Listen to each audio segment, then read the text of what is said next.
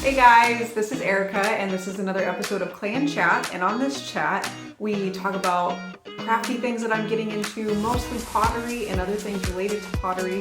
And so if that seems like something you would want to be interested in, go ahead and grab something warm to drink and let's get cozy and we'll get into this podcast.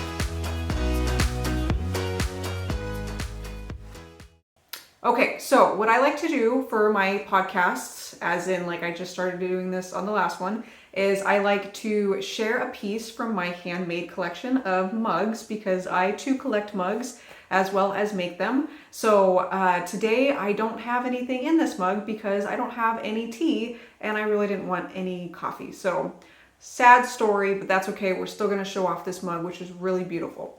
So today's mug is by Baker, that's what's on the bottom there. And I will try to find some sort of Instagram for her so that I can tag her so you guys can go check her out. And we are gonna go ahead and just take a look at this beauty. So this was a gift from my husband and it's a Sgraffito mug and she just did a really good job. I've really been kind of into hummingbirds lately because I got a hummingbird feeder.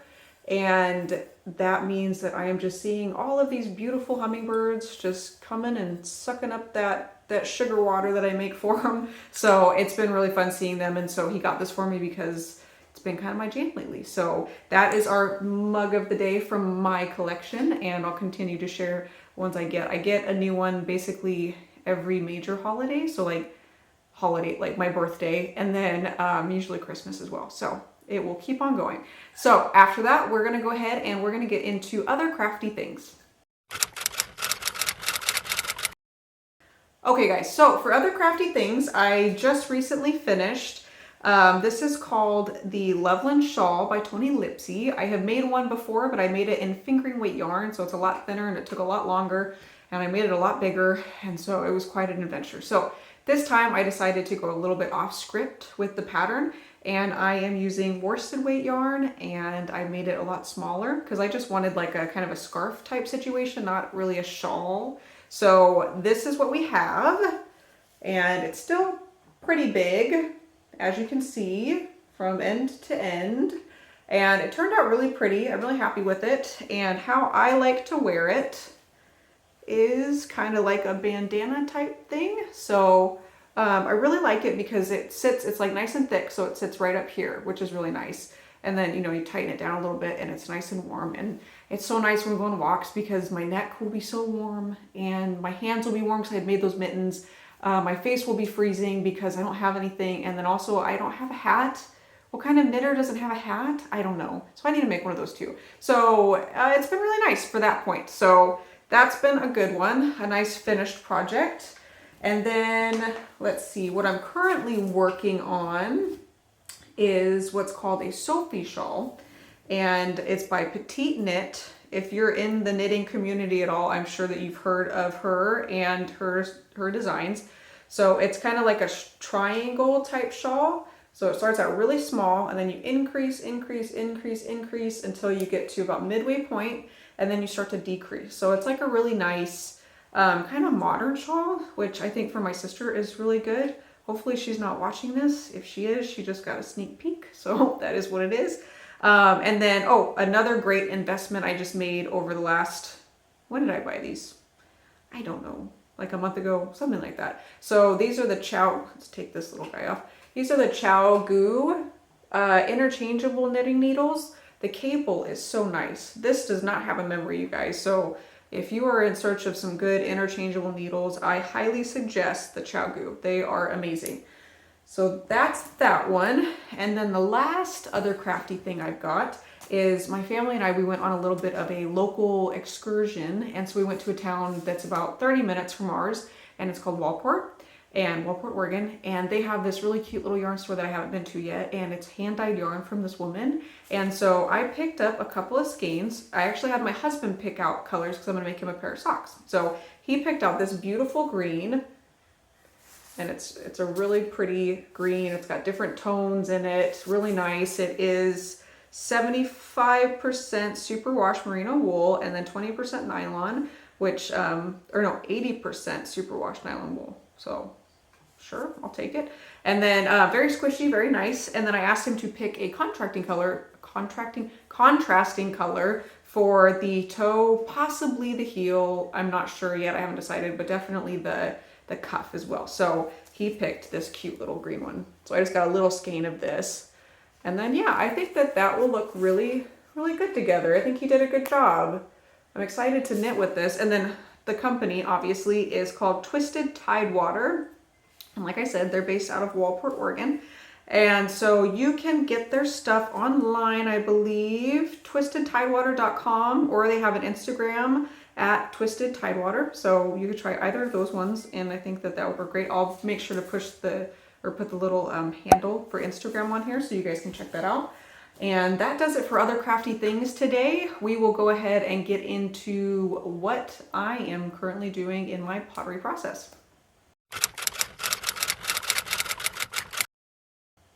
Okay, so for this part of the pottery process, it's a little boring because I'm just trimming. Trimming is not my favorite part of the process, but it must be done. And so what I recently did is I decided to be brave and try my GIFFIN grip again. So here's a bit of a backstory. I bought my GIFFIN grip, oh, I don't know, like a year ago. It's been a long time. I used it once and I noticed on the bottom of my mugs that there was like this hairline crack on almost every single one of them.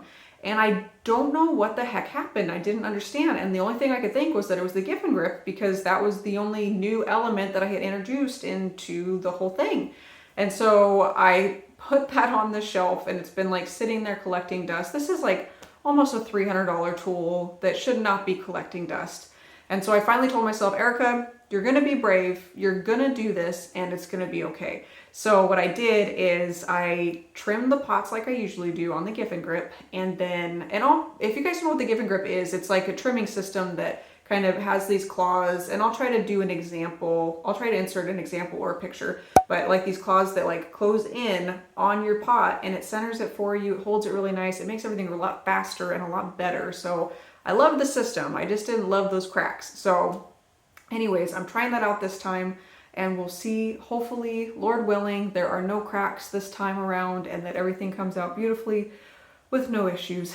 We can only hope. But if there is cracks, then I know it's the GIFFIN grip, and that's something to, I guess we'll figure that out. But anyway, so that's what we're doing, and then I'm gonna finish trimming up. I think I have like 7 pots left, so not very many. And then I'm going to go ahead and pull some handles. We'll get those attached, and then we'll get to the fun part of like sgraffito, mishima, the fun things that I enjoy. So I'm excited about that. So that's where we are. And now we'll go ahead and get into this part of the segment, which is the reason why we're here. So this is the whole reason for the podcast, the main reason, and the entree, if you will. So we'll go ahead and get into that. Okay, so the main reason is because I recently had some troubles with my wheel.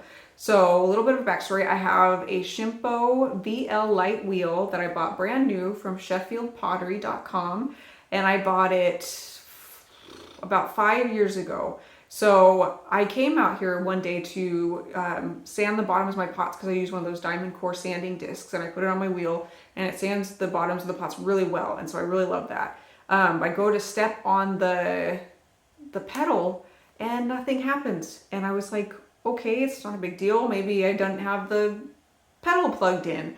You don't plug in the pedal, it's already plugged in and wired in and everything. And I was like, okay, maybe the outlet I had it in was not working. And I'm like, that doesn't make sense because I can see the light for the on button is on. So I open up the foot pedal because I'm like, well, the foot pedal is what makes the thing turn and it's not turning. So it must be the foot pedal.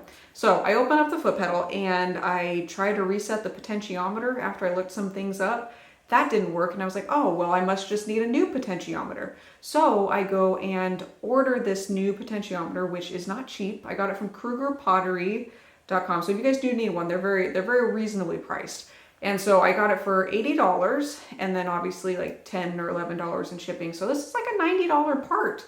And so I'm like, this will fix it though. $90, that's not a big deal at all. As long as it gets it fixed, that's what we want. So I wait for the part, and it finally gets here, and then my husband puts it in and nothing happens. Nothing. It doesn't even like make any noises. It just doesn't do anything. And so I'm a little bit panicked. I was like, well, what does this mean? Like, do I just need to scrap this whole machine? And I'm like, that's like $800-900. Like, these things are not cheap. And so I was like a little bit of a panic. So my husband flipped it upside down. He opened up the bottom part and we're looking at it. We don't know what we're looking at. Like, he's an electrician and he knows quite a bit, but I mean, this is like a whole nother animal really. So finally, I end up getting a hold of Shimpo, who owns the Shimpo VL light, obviously. And it was kind of hard because if you look at my wheel, it says Nidec. But Nidec was bought by Shimpo, I believe is how it went. So I have finally got a hold of them, and the really nice gentleman on the phone, he just says like, okay, like let's look at something. And he had me look at the control board or the motherboard, whatever you want to call it, the thing that has all the wires coming out of it. And so he looked at it, he's like, do you see one red light or do you see two red lights? And I said, I only see one. And he said, okay, so I think that that means that it is probably your control board, motherboard, or whatever has been fried. And so I was like, oh, okay. And I was like, oh man, that's like a $300 part, because I looked it up just in case. And he said, thankfully though, you are under warranty still, and I will be sending this out to you for free. And I was like, oh my goodness, that is amazing. So a $300 part for free because it was under warranty. I was so grateful, so grateful. So it ended up getting here. My husband was able to plug everything in, no problem. And now it's working beautifully. I have my beautiful machine back and everything. So life is good. And so the reason I wanted to tell you guys this is a couple things. A, turn off your wheel. I know that they tell you to in the manual, and I mean, if you're anything like me, you're like, oh, Bob, that's just like so that I don't accidentally step on it or something like that. No, I think that it's so that you don't have like surges through the power that fry your motherboard thing. So one thing I will say, turn off your wheel is my suggestion and my advice. And then also, if you do have a problem with your wheel, instead of going and buying a part like I did without like contacting the manufacturer, call the manufacturer. They will help you troubleshoot. And then also, if you're under warranty, fingers crossed, they will send you the part for free. So he did it, no questions asked at all. Like, it was the easiest process. I don't know how other wheel companies are, like Brent and Pacifica, I think there's, and then Speedball, I'm not sure. But I do know that Shimpo is amazing, great customer service, and they were really good. And now I've got my beloved wheel back and all is right in the world again. So things are good. So that's what I wanted to tell you guys, and hopefully that helps you guys. This is a shorter podcast. I've got some things I want to do, and so I've got to get to it.